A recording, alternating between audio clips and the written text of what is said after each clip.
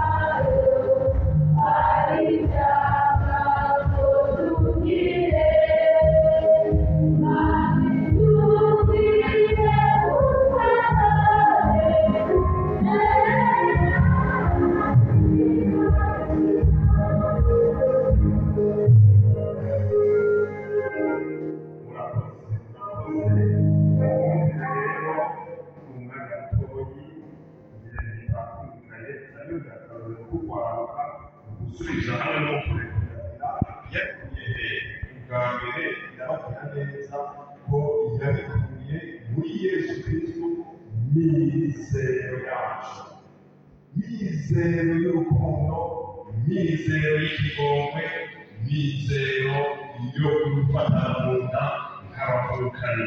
Patrick Kayoya ati kuva Imana iramukije isi ubuntu bwose nyakuri bwarangukiye mu mwana wiwe umwana w'Imana ni Yesu Kristo.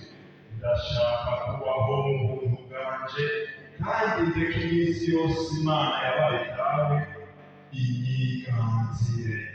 Murumva bavukanye, kuva Imana iramukije isi ubuntu bwose nyakuri bwarangukiye mu mwana wiwe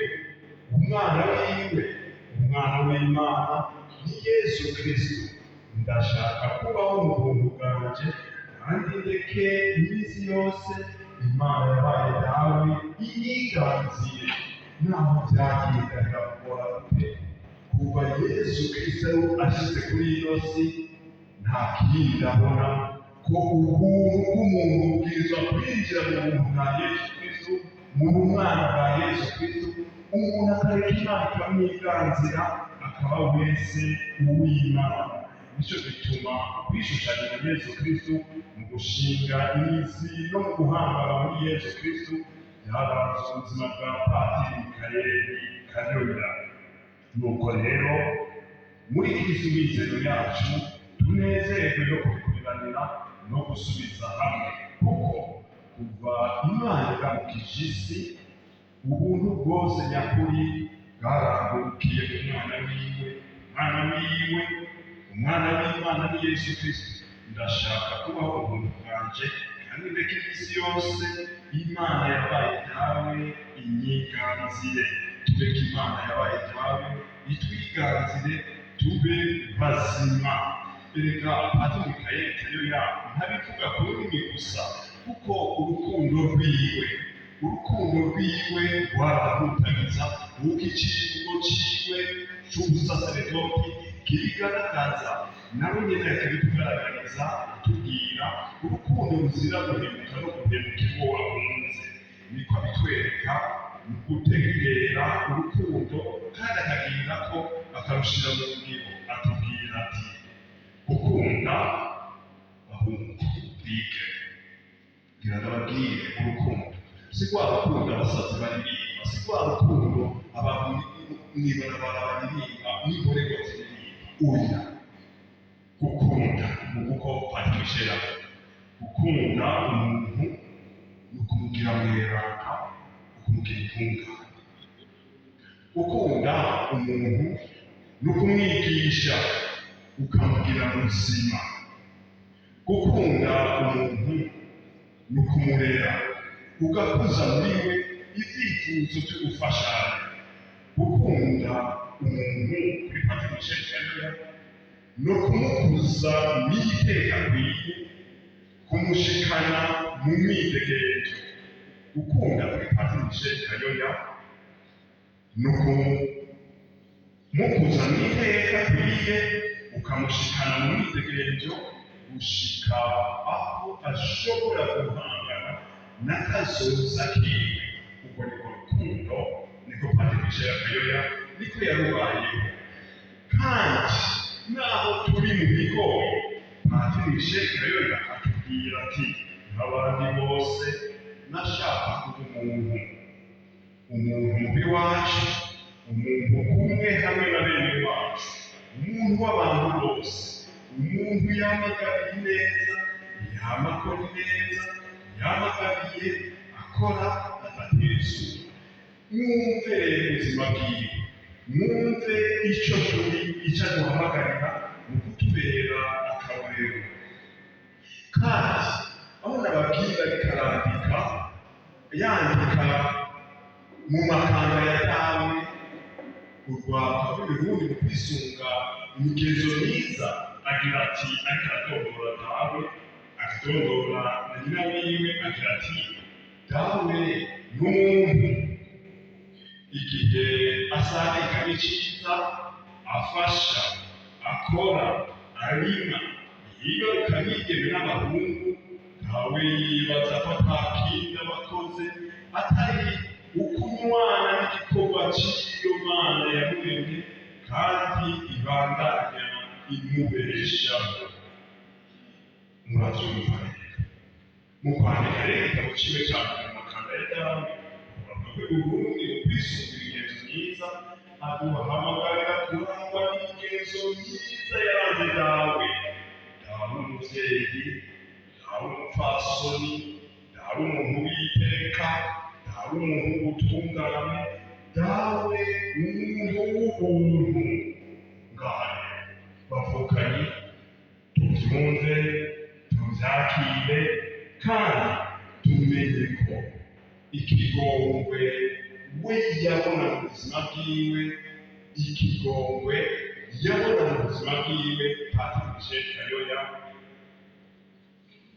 nico kidufasha gutsinda kandi kikazimanganya ikibi aho kiriko hose. Ukwemera ikigongwe c'Imana ni ukwinjira mu ntsinzi y'Imana, kuko ikigongwe c'Imana ni urukundo rugusha ububasha, ubukomezi, ubupfunika igicumuro. Dushaka kubaho, dushaka kuba bazima, turekuranire kandi dusubize hamwe, kuko muri ino si ya none urukundo rubwirizwa kwiyereka, rukigaragaza nk'ikigongwe. Naho ikigongwe ni intsinzi y'amananiza muri ino si ya none yabunzwe n'igicumuro. Nayo nitwamara gushika hariya duhora turaba tukagaba twese hariya, nitwamara gushikayo cya kigongo kizohinduka urukundo.